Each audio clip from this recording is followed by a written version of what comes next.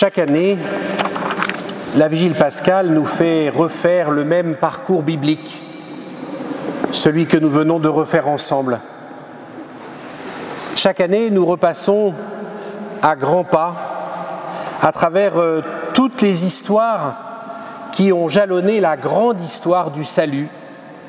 Et à force, nous les connaissons presque par cœur, nous qui venons régulièrement à la Vigile pascale, ces différents épisodes qui vont de la création du monde, par laquelle nous avons commencé, jusqu'à l'étonnante découverte de la résurrection de Jésus qui vient de nous être racontée. Mais tout le monde parmi nous ce soir n'est pas forcément très habitué à cette vigile. Peut-être certains y viennent-ils pour la première fois, de manière assez sûre d'ailleurs, parmi vous qui bientôt allez être baptisés. Alors, essayons tous, ceux qui sont là pour la première fois, comme ceux qui sont très habitués à la Vigile pascale, essayons de porter sur ces lectures un regard neuf. C'est l'année ou jamais. C'est l'année ou jamais parce que cette année, notre Église tout entière vit un jubilé sur le thème de l'espérance. Et c'est précisément cela, le fil rouge de toutes les lectures que nous venons d'entendre. C'est un chemin d'espérance. Alors oui, cheminons ensemble à travers ces lectures que nous venons d'entendre en pèlerin d'espérance.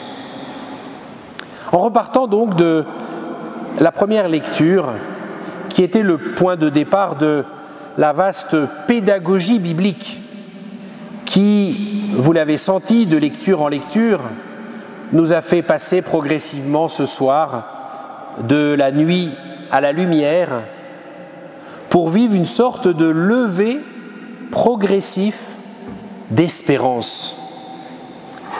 Et la première lecture a commencé par poser la condition fondamentale pour pouvoir espérer.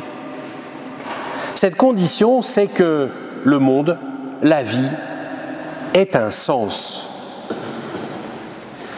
Voilà pourquoi nous avons commencé par cette scène qui ouvre la Bible tout entière et qui nous montre le spectacle d'un Dieu au travail pour faire naître le monde, en faisant surgir le monde de rien, en faisant surgir l'ordre du chaos. Rappelez-vous les premiers mots de cette lecture. La terre était informe et vide, les ténèbres étaient au-dessus de l'abîme, et le souffle de Dieu planait au-dessus des eaux. Dieu dit que la lumière soit, et la lumière fut. La possibilité même d'espérer naît de cette affirmation essentielle qui est posée par la Bible à sa première page. Le monde n'est pas le fruit du hasard. Nous ne sommes pas le fruit d'un hasard. Avec tout ce qui nous entoure, nous sommes nés d'une décision de Dieu qui est un acte d'amour.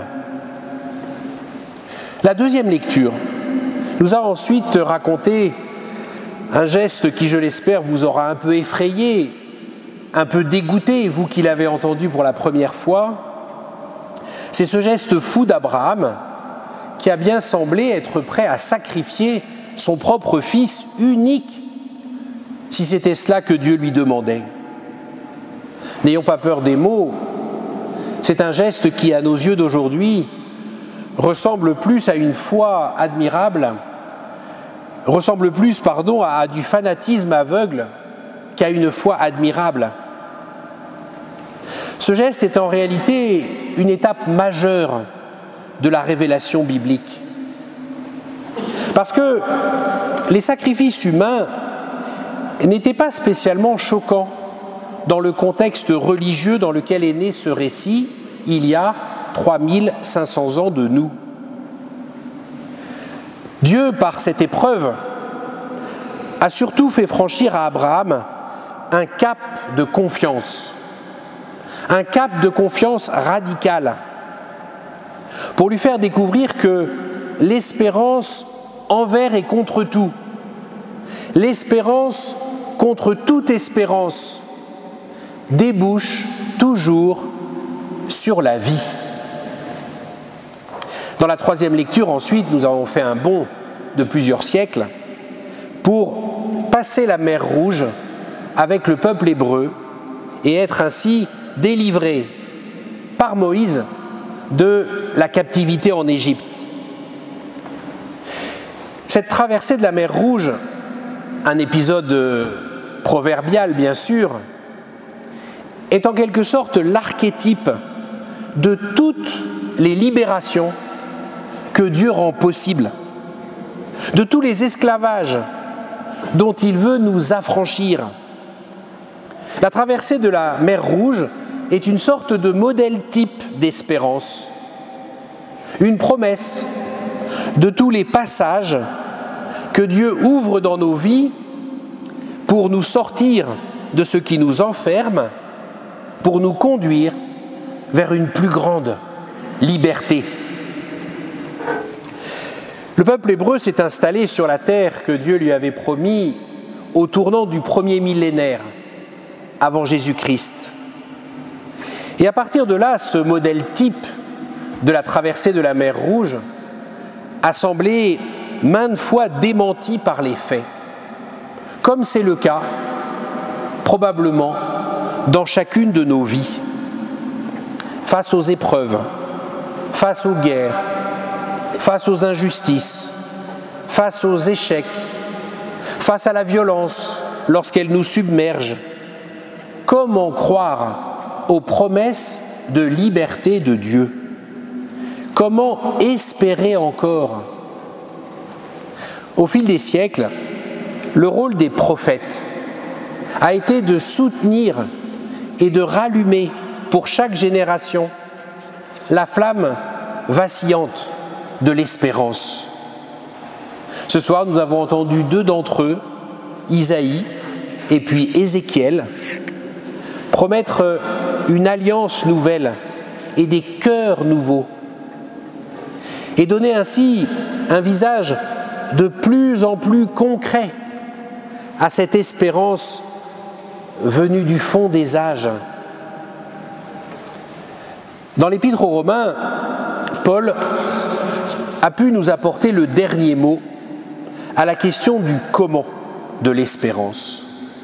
Comment cela va-t-il se faire? Comment toutes ces promesses de Dieu peuvent-elles me rejoindre moi et se réaliser concrètement pour moi? Réponse de Paul, vous l'avez entendu, dans le baptême. C'est dans le baptême que ces promesses qui roulent à travers le temps depuis la création du monde me rejoignent moi, se réalisent pour moi. Parce que le baptême que vous allez recevoir dans un instant, chers amis, n'est pas simplement un rite tout symbolique de purification.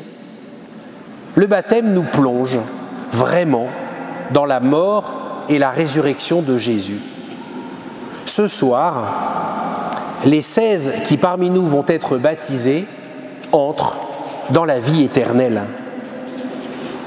Et c'est ainsi que nous sommes finalement parvenus au bout de notre chemin d'espérance. Souvenez-vous les premiers mots d'où nous sommes partis. Je vous les relis. La terre était informe et vide, les ténèbres étaient au-dessus de l'abîme. Et finalement, nous sommes arrivés dans l'Évangile au premier jour de la semaine, à la pointe de l'aurore.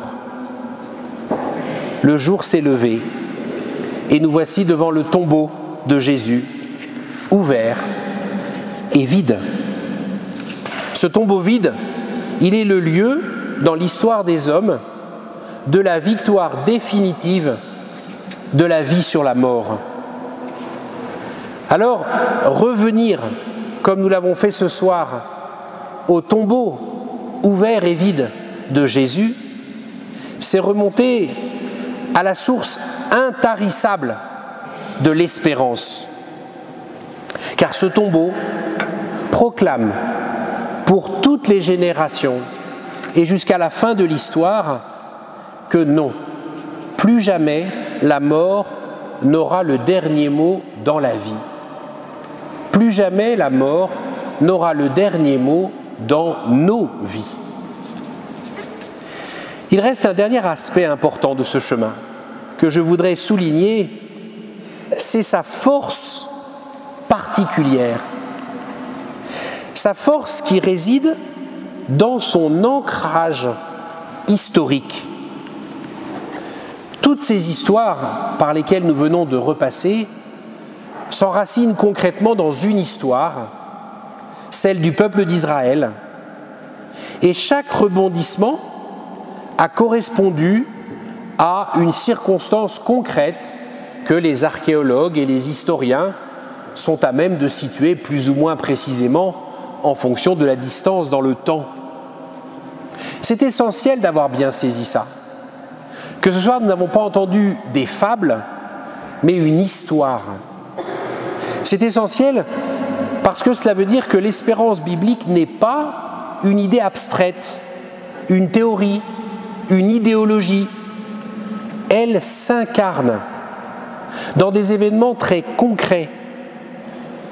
Tous ces événements où Dieu est intervenu pour sauver son peuple. Et en nous faisant revivre cette histoire comme notre propre histoire, comme nos racines, comme cette histoire où nous trouvons notre identité fondamentale, la Vigile pascale proclame que le christianisme est un réalisme. Le christianisme est la promesse d'une action concrète de Dieu dans nos vies, comme elles sont. Au fil des lectures, nous avons vu donc l'espérance se lever, nous avons vu l'espérance mûrir, nous avons vu l'espérance se purifier en quelque sorte. Parce que peut-être l'avez-vous remarqué, au début il était question d'une espérance très matérielle et puis très catégorielle. On parlait de terre promise, on parlait de descendance nombreuse. Plus nous avons progressé dans les lectures, plus l'espérance dont il était question est devenue spirituelle et personnelle, existentielle. Promesse d'une alliance nouvelle, promesse d'un cœur nouveau et d'un esprit nouveau. Cette maturation de l'espérance, elle culmine dans la résurrection de Jésus. Car, chers amis, que pourrions-nous espérer de plus? Que pourrions-nous espérer de mieux que de ressusciter, nous aussi, avec lui? Chers amis, que ce chemin que nous parcourons ce soir, des ténèbres à la lumière, de la mort à la vie, fortifie notre espérance.